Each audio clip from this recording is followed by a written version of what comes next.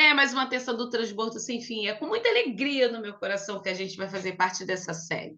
Eu acredito que do jeito que eu estou curiosa para saber as maravilhas do Senhor, porque Ele continua o mesmo de ontem, de hoje e será para sempre esse Deus poderoso na vida da minha irmã, a Maís Sauí, que se posicionou, quis abrir esse livro dessa vida dela. E eu convido você a fazer isso também. Estamos aqui hoje no Transbordo Sem Fim com a Maís Sauí. A Maís, desde já, muito obrigada por você estar aqui fazendo parte desse grupo aqui que foi levantado para despertar famílias. Então, Amaí, tá com você o pique hoje, vem para cá, eu quero te ouvir.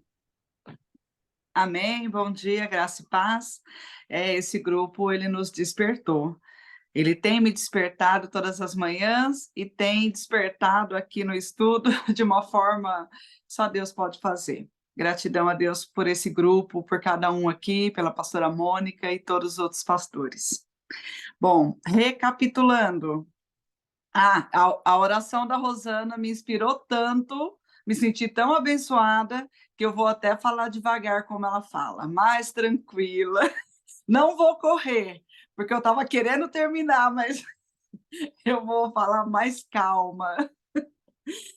Como eu disse no último transbordo, que eu tinha entrado no deserto, resolvi ir para o Silk, meu marido me levou lá, ele teve aquela experiência da presença de Deus, mas eu vou voltar só um pouquinho. Quando eu entrei nesse deserto, que eu chorava muito, que eu estava muito quebrantada, buscando a presença do Senhor de uma forma que nunca tinha acontecido.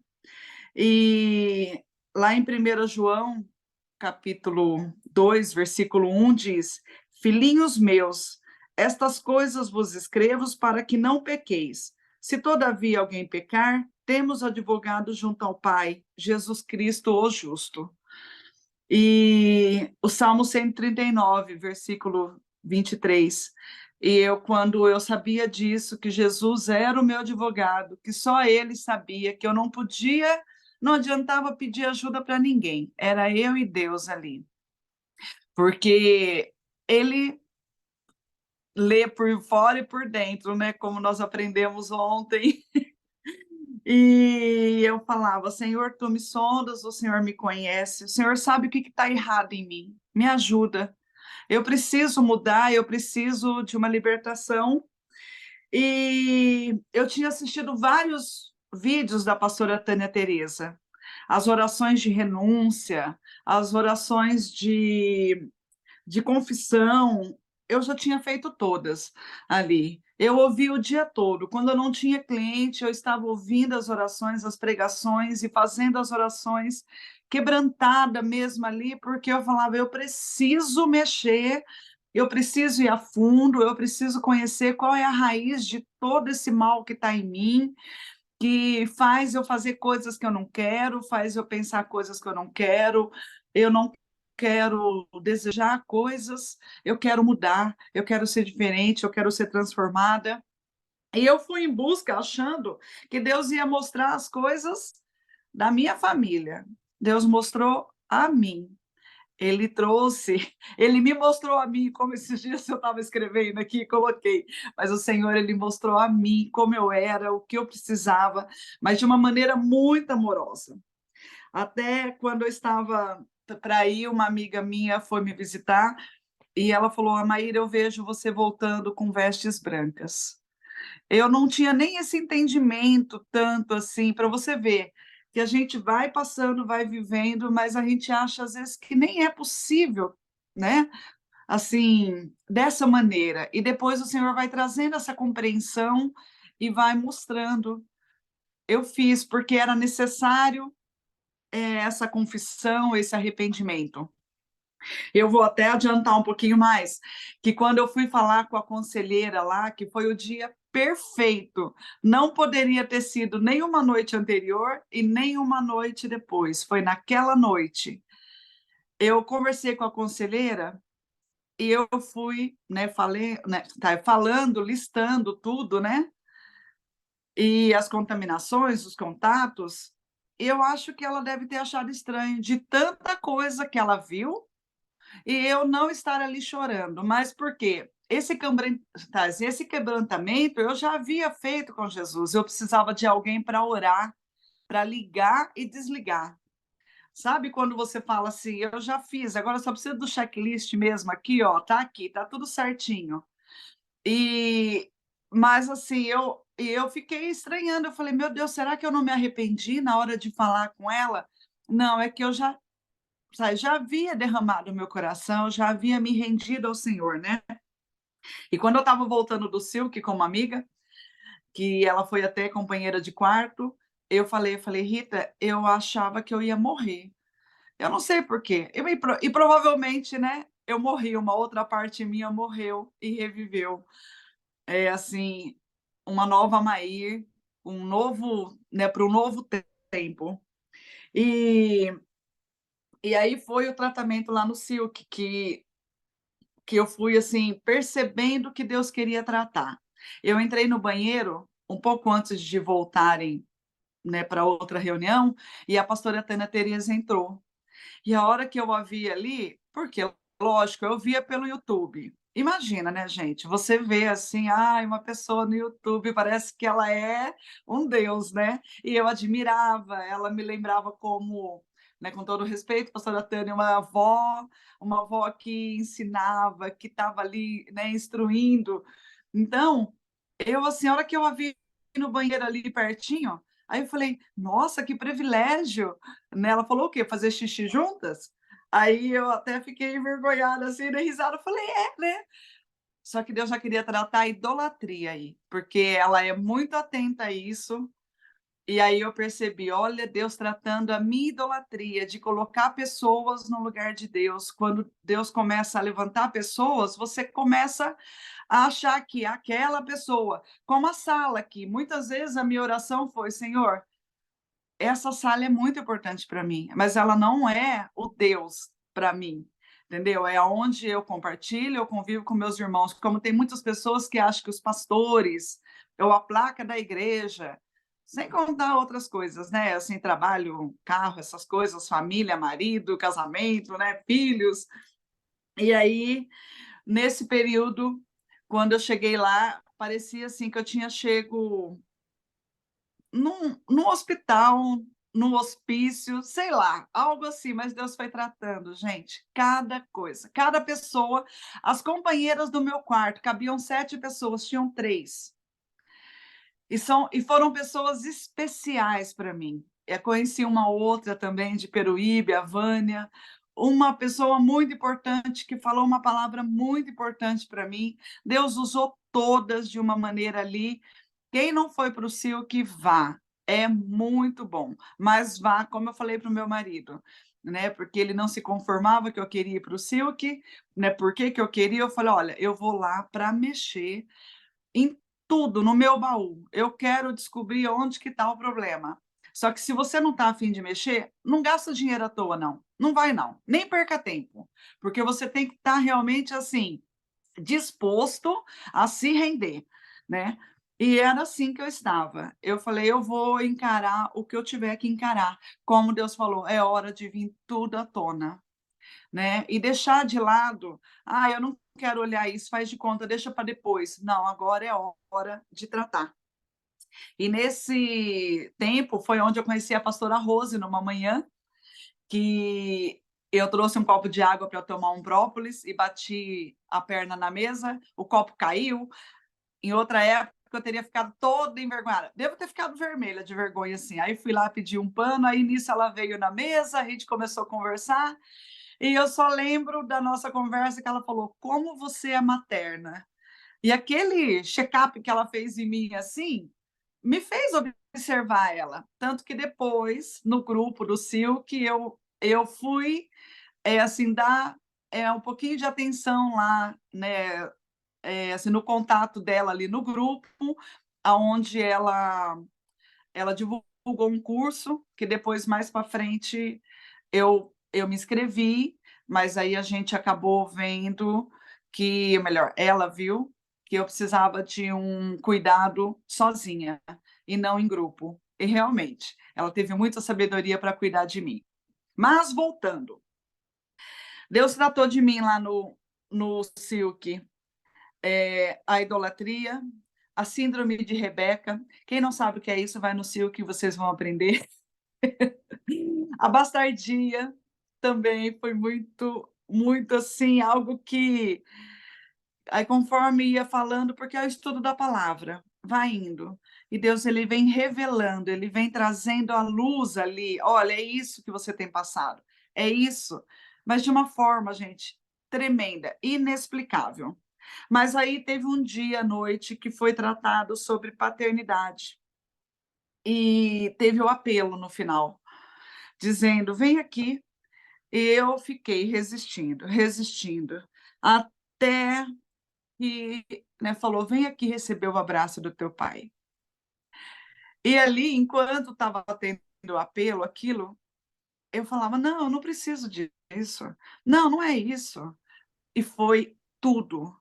Quando Deus tratou a paternidade, foi lindo, tremendo. Eu tirei os olhos do meu pai terreno e olhei para Deus como meu pai mesmo. Aquele abraço, olha, gente, é inexplicável. Mas eu chorei muito. Foi tremendo, foi lindo, curador, foi curador, foi lindo. E aí eu sei que, né, acho que foi nessa noite que eu fui falar com a conselheira. E eu não queria mais ir embora. Eu até falava com a minha amiga, eu falei: eu não quero ir mais embora daqui. Eu não, mesmo com meu netinho, eu tinha só meu netinho na época, eu falei: não, ele está lá. Agora imagino quem tem uma experiência de ir para o céu, né? Não quer voltar de jeito nenhum. Por quê? Porque a presença ali é um lugar de oração, né? Que é preparado antes. É um lugar que Deus está ali para trabalhar mesmo, né? Para quem quer. E na última noite teve um culto aonde eu não sei quem veio orar por mim, e quando eu estava de joelhos, Deus me mostrou um carro com um motor assim, brilhando, novinho, novinho. E era como se eu olhasse para mim ali. Ele falou: agora é assim que você tá. Abasteça do melhor combustível e corra, corra. Eu até falei: coisa doida isso, né? Eu só pensava assim: ah, um carro novo você pode correr, correr muito. Agora eu estou livre para isso, né? Aí, hoje, eu já estou já até se mostrando. Hoje eu me abasteço do combustível aqui, todas as manhãs fiz estudo bíblico, né? Aí eu falo assim, realmente, o Senhor, ele me limpou de tudo aquilo, ele me deu vestes brancas, e eu falei, eu lembro que teve um dia que ela falou: se vocês lembrarem de algo, volte a falar com a conselheira, mas não deixe uma unha no Egito. Eu falei: eu não vou deixar uma cutícula no Egito. Eu peguei, voltei, falei com ela no outro dia. Eu falei: eu lembrei mais disso, disso. Ela: não, mas isso aqui está ligado àquilo. Eu falei: tá, mas eu quero dar o nome. Eu não vou, eu vou dar nome ao pecado. Eu não quero deixar nada, né? E foi muito bom. Quando nós voltamos, foi quando começou a pandemia e estava todo mundo de máscaras. E aí, né, teve o chá de fralda da minha netinha, da Sara. Eu sei que nessa oportunidade lá no chá de fralda eu pedi perdão para o meu irmão, eu pedi perdão para minha filha. Essa bastardia que eu falo aqui é quando uma criança ela é concebida fora do casamento. Eu já até comentei no grupo, né? E a síndrome de bastardia. Aí depois, se vocês puderem, vocês vão pesquisar isso, é muito interessante. E eu pedi perdão por ela, né, para ela, né, por ter, né, pecado. Então, assim, coisas que às vezes eu falava assim: ai, bom, ainda bem que eu conheci Jesus, mas eu tive a experiência de ser, né, assim, de gerar uma criança antes do casamento. Sabe, aquela falta de consciência, isso é pecado, isso não agrada a Deus, isso não é o plano do Senhor. Então, muitas vezes, eu até comentei num grupo aqui, e muitas das vezes nós precisamos pedir para Deus nos ajudar a nos arrependermos, porque a gente lembra do pecado e ainda a gente tem prazer, ainda a gente acha que aquilo foi uma atitude necessária. Sim, você tem que agradecer a Deus por tudo que você passou, mas não é achar aquilo bom. entendeu? Assim foi comigo, tá? Então essa luta de falar, sabe quando você ia contar um testemunho? Se bobeasse, eu estava me vangloriando, ao invés de, né, de estar, assim, né, se testemunhando o que Deus fez na minha vida. Foi um trabalhar de Deus muito grande em mim e está sendo até hoje, né, porque quando a gente vai vendo aqui no estudo o que Jesus ensina, a gente vai sendo quebrantada, vai sendo transformada, os nossos valores, o caráter de Cristo vai firmando em nós, né. Bom, enfim, eu voltei, eu compartilhei várias experiências do meu marido, eu falei que eu tinha feito a minha escolha pra, né, por Cristo, eu não voltaria para o Egito, eu estava convicta do posicionamento que eu ia ter a partir daquele momento. Por quê? Se você renuncia e aí você desliga, mas você peca novamente, você tem que fazer novamente a oração, entendeu? É como a gente fala, por isso que a misericórdia do Senhor se renova todas as manhãs, mas nós também temos que nos arrepender e pedir perdão, porque senão também não adianta, uma vez feito, não. Aí você vai tendo nessa consciência de que vou andar corretamente, mas o que me faltava era um estudo da palavra, como depois a pastora Rosi me indicou para as lives das 6 e das 7h05 da manhã. E, e nós estávamos em plena pandemia, meu pai, ele trabalhava com garapa, né, assim, né, vendendo garapa, e um dia à tarde eu pensei, meu Deus, meu pai não está podendo trabalhar, e eu fui para o CIO, que Deus tratou essa paternidade, mas eu não falei com ele, ele não pode vir aqui, porque não pode sair de casa, eu também não vou. E eu senti algo assim, um amor tão grande, um desejo tão grande de estar com ele, algo assim que eu falei: "Ai, Senhor, eu vou deixar para o Senhor cuidar disso. O Senhor vai preparar a hora certa disso".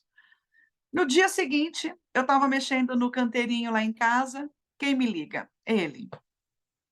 Eu tinha, assim, se compartilhado um vídeo, né, porque estava aquela coisa de usar álcool gel, tudo, e o pessoal usava álcool gel para fazer comida, passava álcool gel na mão, ligava o fósforo para acender o fogão.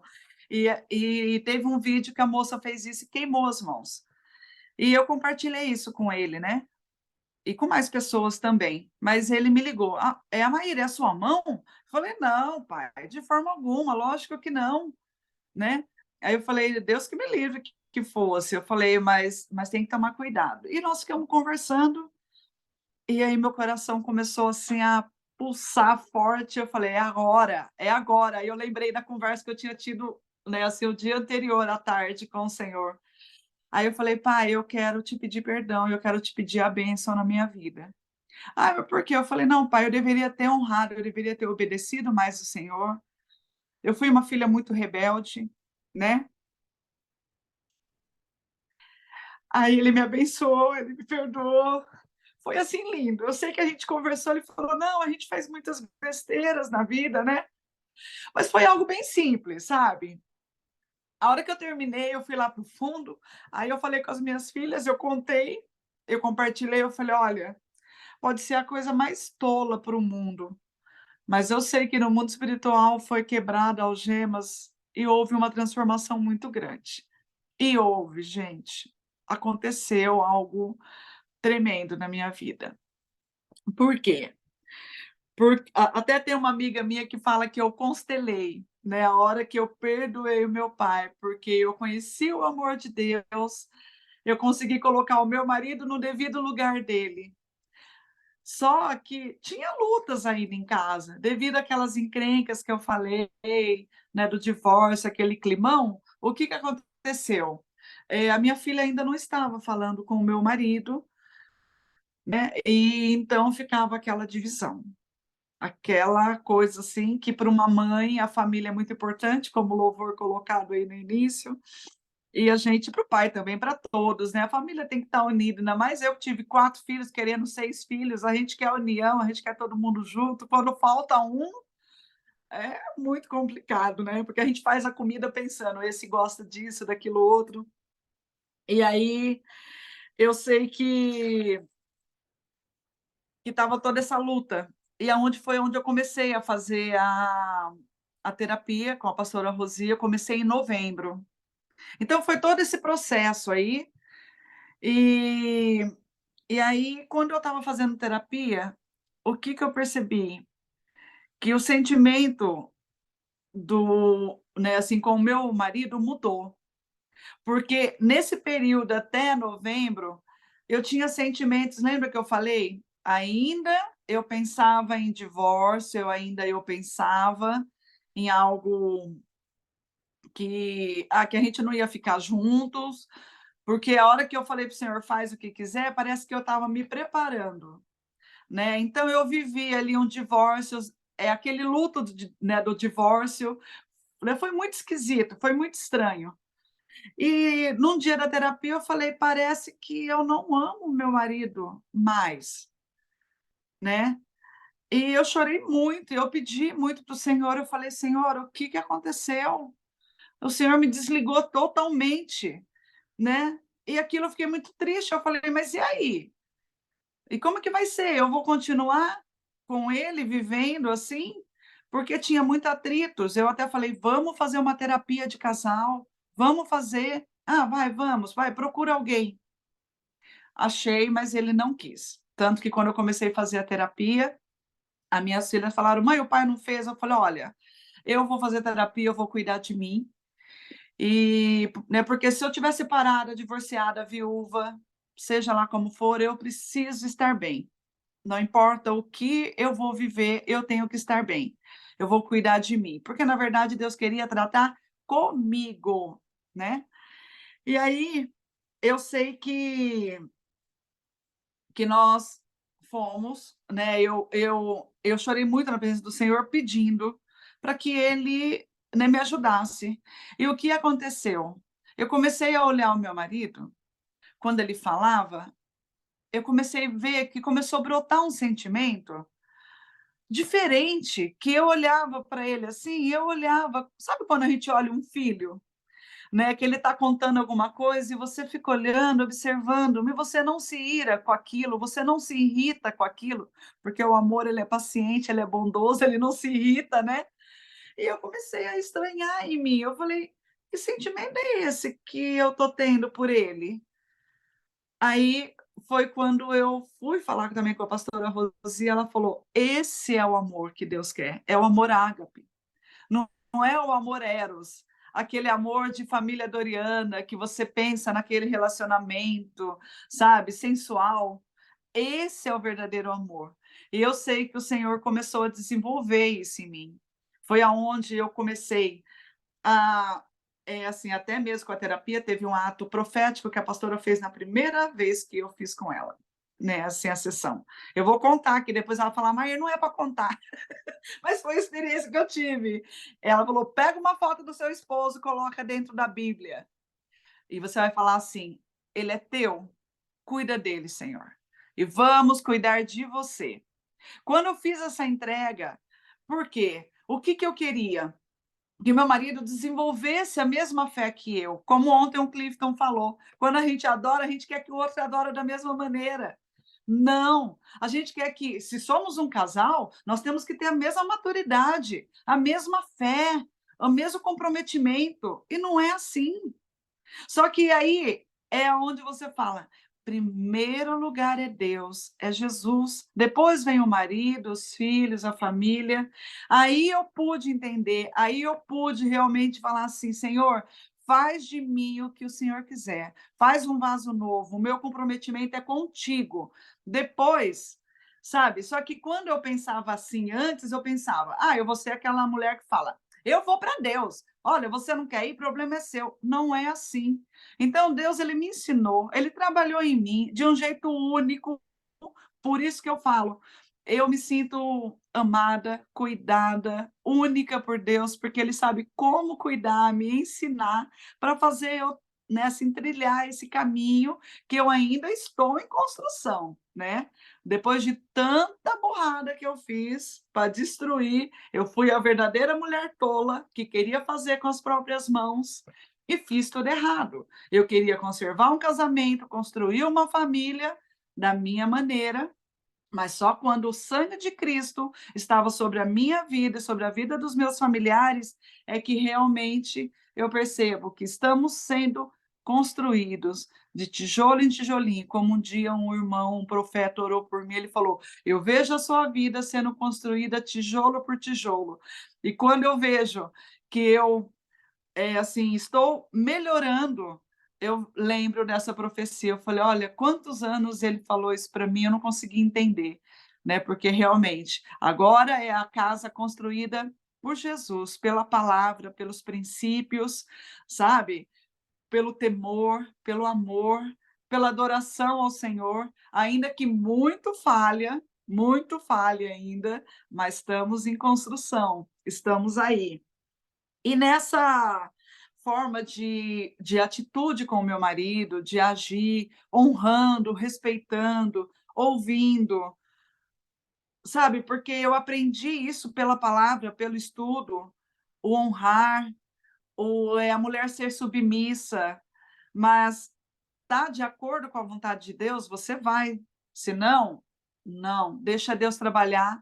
Quantas vezes eu falava: "Senhor, eu gostaria muito disso". E era impressionante, eu chegava para o meu marido para pedir algo, ele: "Não, tudo bem". Por quê? Porque ele fala: "Eu vou mover o coração do seu marido a respeito disso. Pede só para mim primeiro". Então, foi muito aprendizado. Antes eu até tinha alguma experiência assim, mas eu não tinha esse entendimento, é como se o Senhor ele me limpou para que eu pudesse compreender, para que eu pudesse ter essa clareza, sabe? E eu acho que eu vou ficar por aqui, gente, porque foi aonde aconteceu da chácara, nesse tempo de luta todo, mas, um dia eu fiz uma oração para o Senhor, eu falei: "Senhor, se essa chácara for para que o seu nome seja glorificado, tudo bem, se não, tira do nosso coração", né, porque a gente quer, a gente tem sonhos, mas seja feita a tua vontade. E eu aprendo hoje: "Seja feita a tua vontade, Senhor", porque ela é muito melhor do que a minha.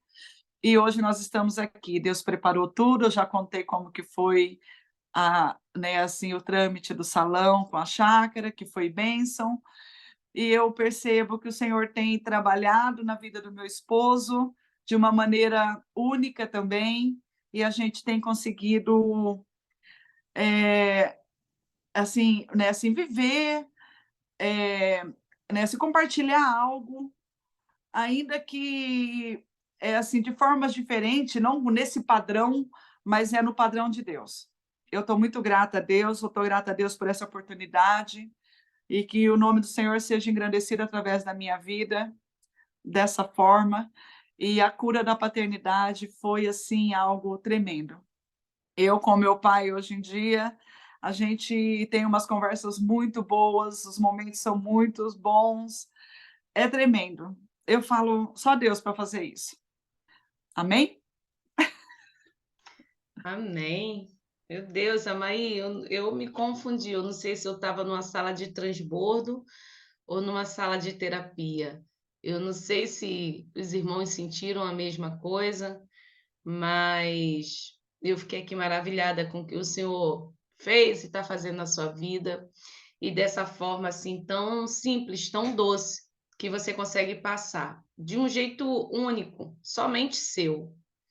Eu estava aqui louvando ao Senhor por ter tido o privilégio de te abraçar e pronto, chorona aqui, hein? Deus é lindo, maravilhoso. Eu louvo a Deus pela sua vida, por você ser essa mãezona, por você estar aqui conosco, trazendo a sua história assim, por dentro e por fora, mas que é tão abençoadora. Que o Senhor continue te abençoando e que você inspire mais pessoas a vir aqui a contar, a abrir, né, essa história. Eu fico aqui todas as vezes que você vai contar, eu falo: "Ai, Jesus", né, me prepara para contar também toda essa história, porque como diz Clifton, minha história vai cair a live, né.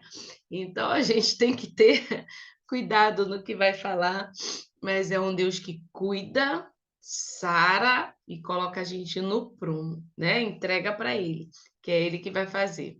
Obrigada de coração. Eu tenho assim um carinho enorme por esse dia da terça transbordo sem fim, que foi algo realmente que o Senhor colocou no meu coração, e a gente vê isso dia após dia nessa sala aqui. Obrigada, Maí. Deixa eu chamar aqui, porque quero chamar meu amigo Clifton para estar orando pela vida de Amaí e por esse transbordo de hoje. E que essa sala aqui, o Senhor continue, né? Sustentando dia após dia aqui esses transbordos. Obrigada, Amaí. Vem para cá, Clifton. A paz para todos, vamos orar porque o minuto é pouco. Senhor, meu Deus e meu Pai, muito obrigado, Senhor, meu Deus, Pai querido, Pai amado, por esses momentos que passamos juntos, Pai. Aprendemos, Pai querido, Senhor Deus amado.